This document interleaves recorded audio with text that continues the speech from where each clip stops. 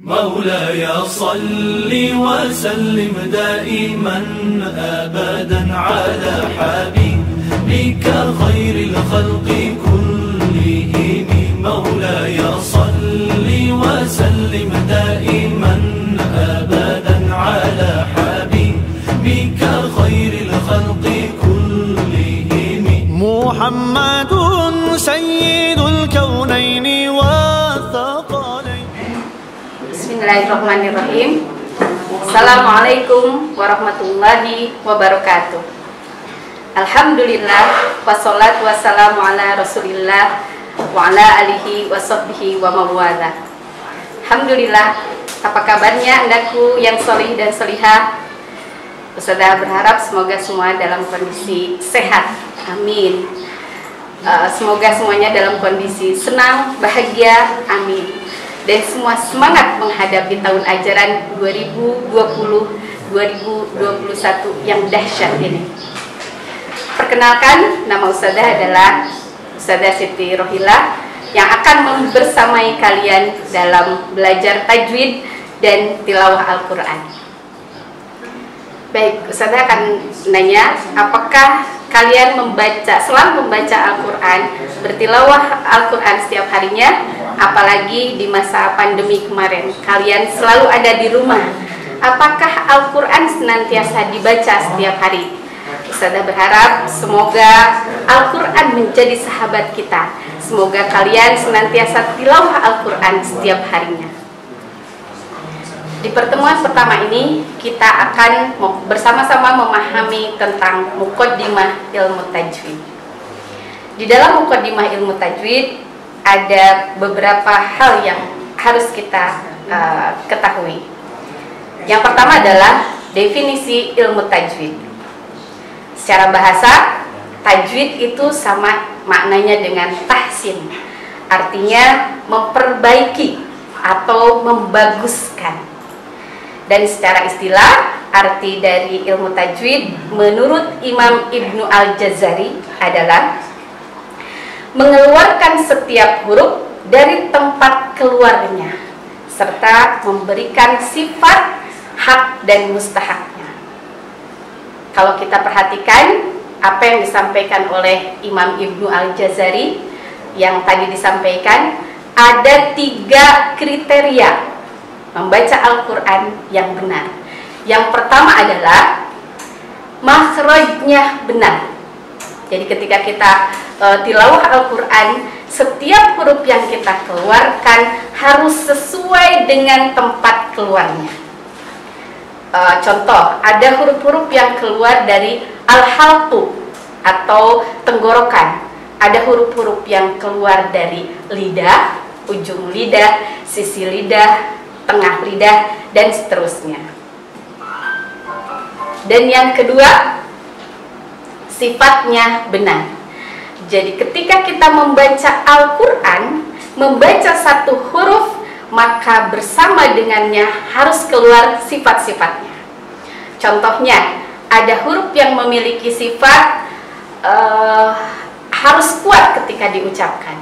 Ada huruf yang ketika diucapkan harus disertai dengan nafas yang keluar. Contoh ka, ta, itu harus disertai dengan nafas yang keluar. Dan yang ketiga adalah hukum bacaannya benar.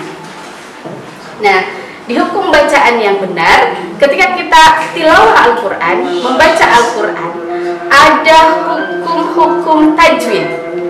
Ada kata-kata yang harus dikeluarkan dengan ikhfa. Ada kata-kata yang harus dikeluarkan dengan idgham, idhar, dan seterusnya.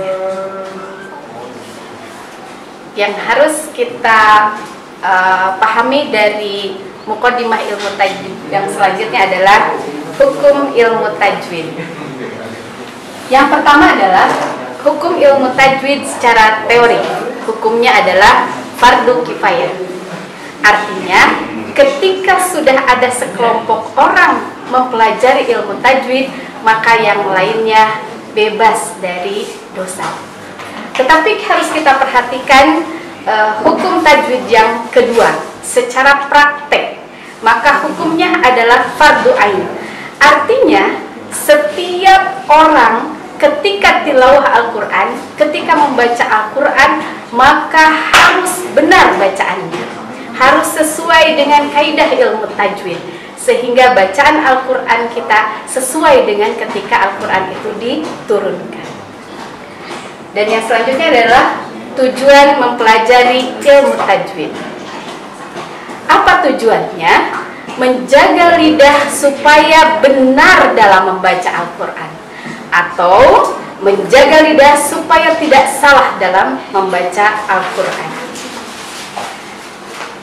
Selanjutnya adalah keutamaan mempelajari ilmu tajwid.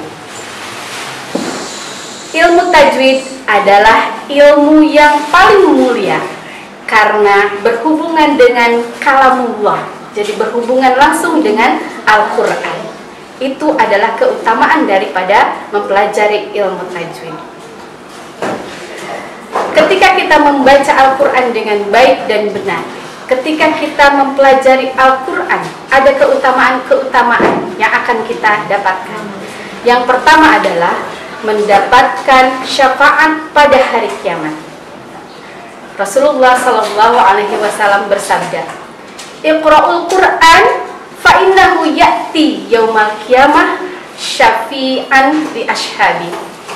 Bacalah Al-Quran, karena sesungguhnya ia akan datang sebagai penolong para pembacanya. Kemudian yang kedua, merupakan amal yang terbaik. Hadis menyampaikan, khairukum man ta'allamal Qur'an wa 'allamahu. Sebaik-baik manusia, sebaik-baik dari kalian adalah orang yang belajar dan mengajarkan Al-Quran. Kemudian keutamaan yang ketiga adalah mendapatkan derajat yang tinggi. Orang yang mempelajari Al-Quran, orang yang menjadi sahabat Al-Quran, maka akan diseru di yaumil akhir nanti. Bacalah Al-Quran, di dalam hadis disampaikan, bacalah Al-Quran dan tartilkanlah, sesungguhnya derajat kamu itu ada pada akhir ayat yang kamu baca. Dan yang keempat adalah mendapatkan sakinah, mendapatkan ketenangan, dan mendapatkan rahmat. Ketika orang-orang berkumpul di rumah-rumah Allah, maka Allah memerintahkan pada malaikat untuk menaungi dan memberikan tadi sakinah dan rahmat. Kemudian keutamaan yang kelima adalah mendapatkan anugerah yang sangat utama dari Allah. Nanti di yaumil akhir nanti, orang yang menjadi sahabat Al-Quran, orang yang senantiasa mempelajari Al-Quran, mempelajari ilmu tajwid, akan disebut-sebut oleh Allah di hadapan para malaikat yang sangat mulia. Baik, hari ini Ustazah akan mentalakikan surat Al-Fatihah. InsyaAllah kita sudah sangat hafal begitu ya, sudah sangat mahir membaca surat Al-Fatihah. Nanti setelah selesai Ustazah membacakan surat Al-Fatihah, silahkan kalian membaca surat Al-Fatihah, kemudian kirimkan VN ke grup Quran kelasnya masing-masing. Ya, ada beberapa yang ingin Ustazah garis bawahi di dalam surat Al-Fatihah. Di dalam surat Al-Fatihah ada banyak huruf-huruf mad. Maka ketika kita membaca ada huruf madnya, itu harus dibaca 2 harokat, gitu ya. Contoh, a'udzu billahi minasyaitonir rajim. Dan sekarang kita baca dengan benar. Jadi tidak begini bacaannya. A'udzu billahi minasyaitonir rajim. Nah, itu harus sudah dirubah. Kita rubah, kita baca dengan baik begitu ya. Baik. A'udzu billahi minasyaitonir rajim. Ada beberapa huruf mad di dalam ta'awudz tadi. Jadi kadar panjangnya adalah 1 ayunan. Contoh misalkan A'udzu billahi minasyaitonir rajim. Bismillahirrahmanirrahim. Nah, di akhir ayat itu kita baca 4 harokat, ya. Kita baca 4 harokat. Nah, beberapa hal yang harus kita perhatikan. Yang pertama, ya ada huruf mad, ya, jadi kita baca 2 harokat. Kemudian min itu 4 harokat.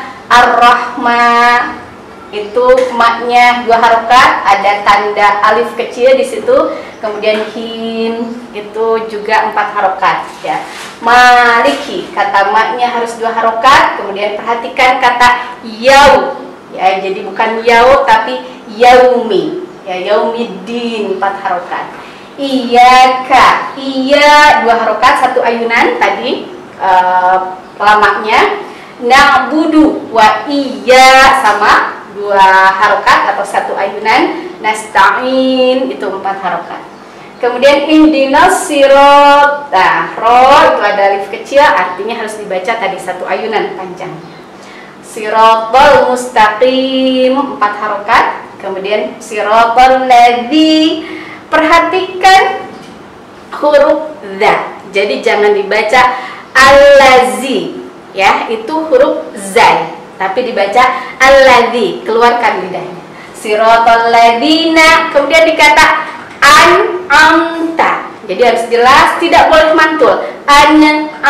Nah itu harus dihindari. Jadi an'amta alai, ya, dibaca laihim. Ghairil, ghai juga sama, bukan gue tapi ghai. Ghairil mag. Nah ini juga harus diperhatikan, ketika huruf ghain itu sukun maka tidak boleh mantul, bukan mag, tapi mag, jadi dilangsungkan. Maghdubi alaihim walau. Nah di sini perhatikan ada huruf mad, ada tanda alisnya atau ada tanda benderanya. Ketika di hadapannya ada tasydid, maka itu harus dibaca, wajib dibaca 6 harokat. Jadi harus nanti sabar membaca sampai 6 harokat. Baik, kita bacakan. A'udzu billahi minasyaitonir rajim. Bismillahirrahmanirrahim. Alhamdulillahi rabbil alamin. Ar-Rahmanir-Rahim. Maliki yaumiddin. Iyyaka na'budu wa iyyaka nasta'in. Ihdinas siratal mustaqim. Siratal ladzina an'amta 'alaihim ghairil maghdubi 'alaihim waladdallin. Tahan sampai 6 harokat di akhir ayatnya. Shadaqallahul adzim. Ya, alhamdulillah kita sudah melaksanakan pembelajaran tajwid juga tilawah. Mudah-mudahan kita semangat ya untuk membaca Al-Quran dengan baik dan benar. Assalamualaikum warahmatullahi wabarakatuh.